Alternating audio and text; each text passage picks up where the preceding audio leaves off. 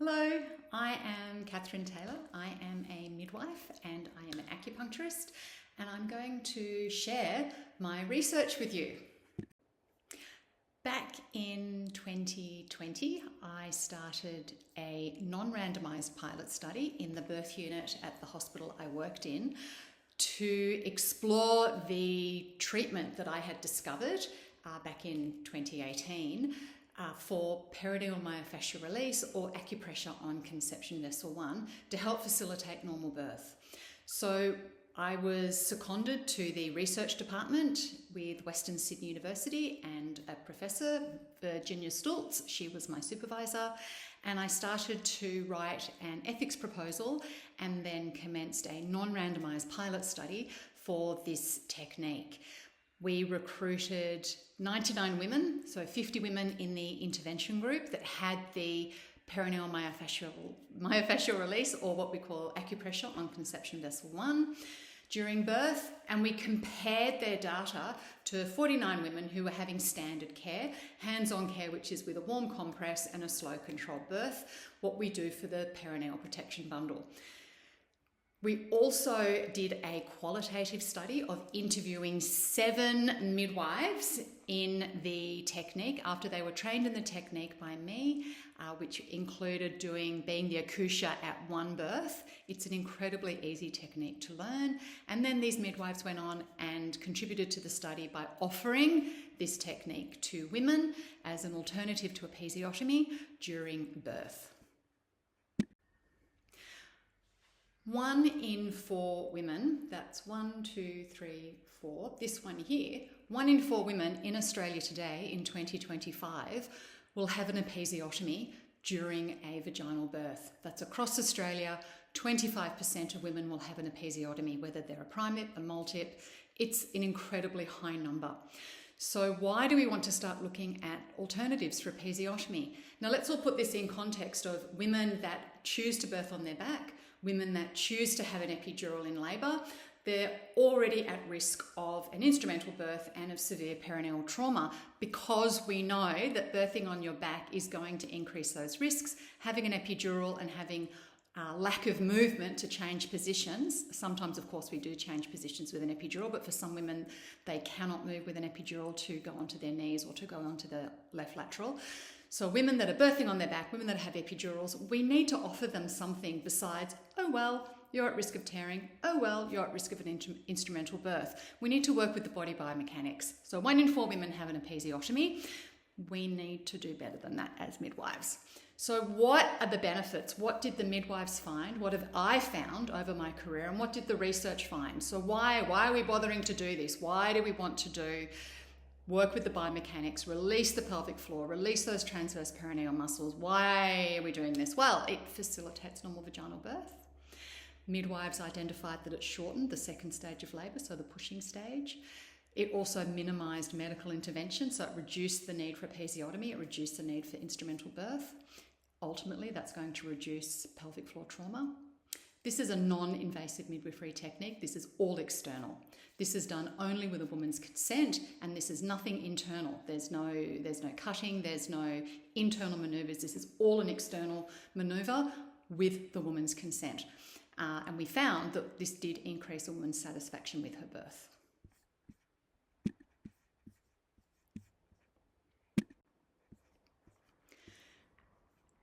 So what is the point?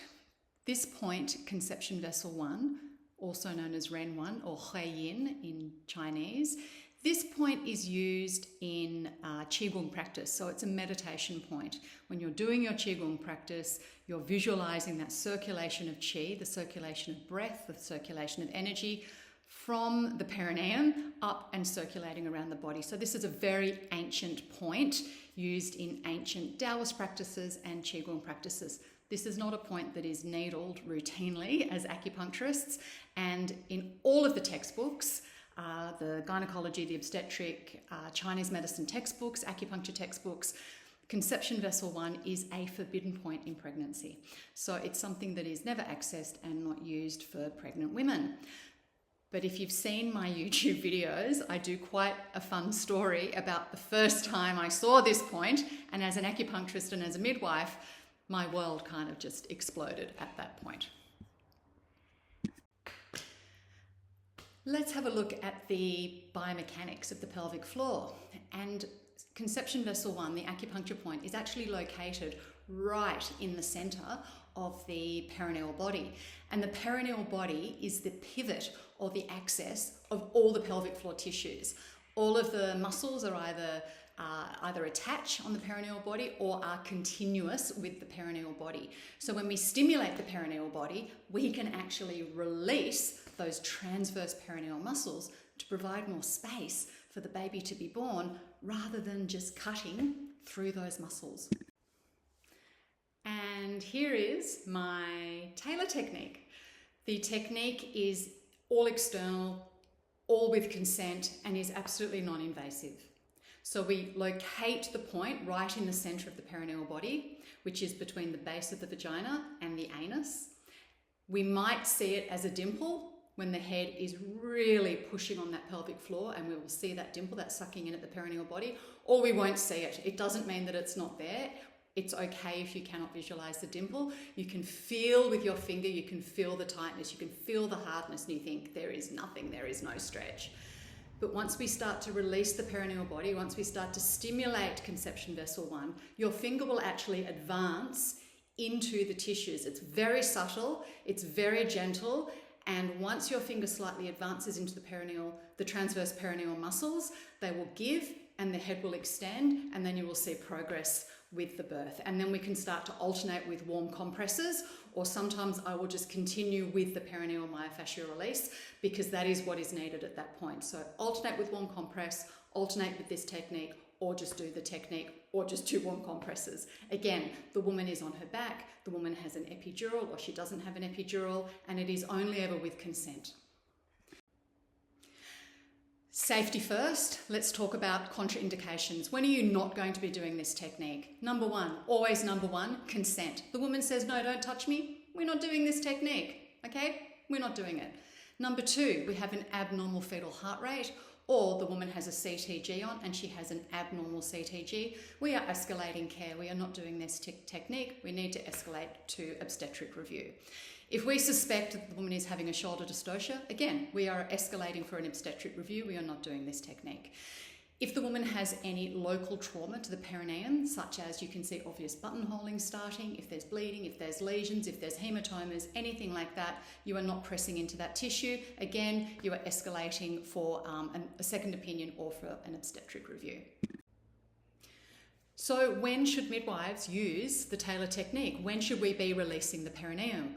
Well, first of all, we need to ask, is there a delayed second stage of labour? So has the woman been pushing for an extended period of time, or has that head been sitting heavy on the perineum for an extended period of time?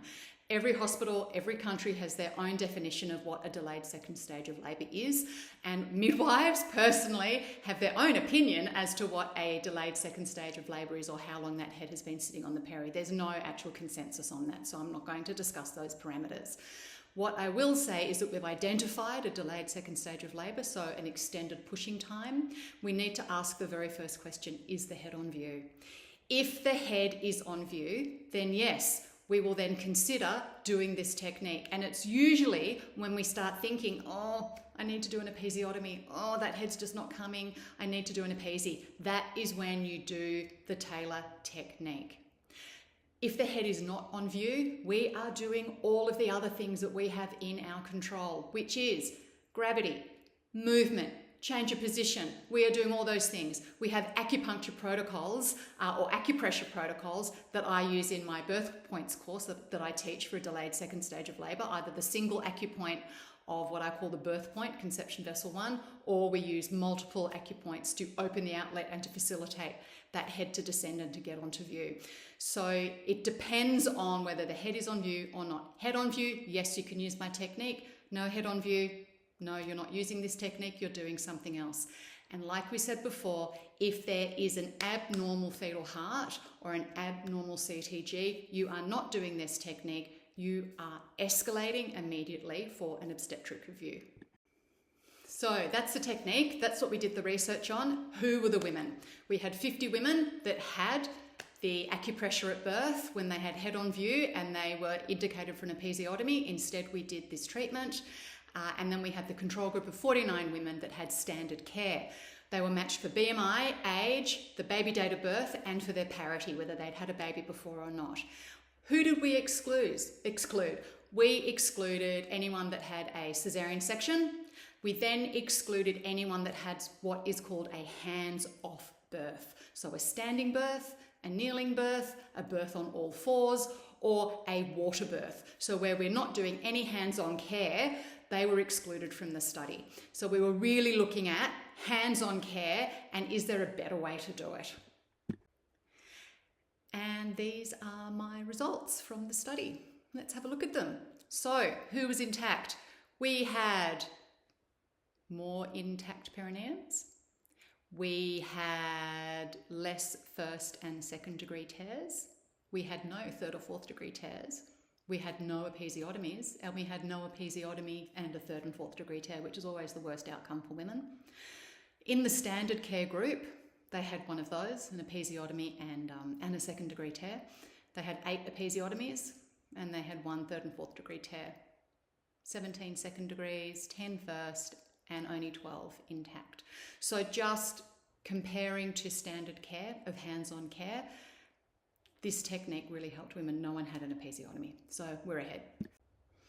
I'm going to read out the odds ratio. I am not an academic researcher. I'm a clinical midwife and an acupuncturist, so I'm just going to read it because I still don't really know what they mean. Except if you were in the intervention group and you had the perineal myofascial release at birth rather than episiotomy, you were 6 times more likely to have an intact perineum and you were twice as likely not to have an episiotomy. This is the qualitative component of the study.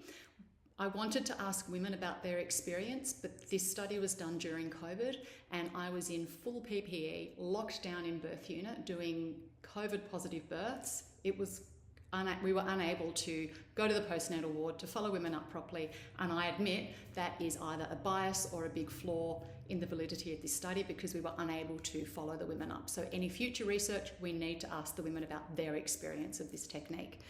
What we were able to do was interview the midwives about their experience of providing the technique. And again, I will just tell you what they said. This is going to be in a second paper that's not yet published. It facilitates normal vaginal birth. So they found that doing this technique helped bring the baby's head up, that it released that tight perineal band, and that it shortened the pushing phase. They also found that it reduced perineal trauma, it stopped them from doing episiotomy, and it reduced perineal tears. They felt that they could master the acupressure technique pretty quickly because they could see and they could feel the release. Like when it released under their fingers, they could then see the baby's head extend and start to birth. A lot of them started to use it with warm compresses, either alternating or just using one, then the other, then just staying on one. They each had their own technique that they developed, which is what midwives do. A lot of them said it's just another tool in that heavy toolkit belt that midwives wear that no one can see, but we've got all the different things that we can pull out for whatever birth presents, because every birth is unique, every woman is unique. So it's another tool that a midwife can use. A lot of the time it worked, sometimes it didn't work. So again, it's just another tool, and that's what they identified. They loved teaching it to students, they loved teaching it to other midwives, and they loved educating women about it as well. And here are some lovely midwife quotes that you can read yourself if you like. We had a lovely caseload midwife with more than 20 years experience who I taught the technique to.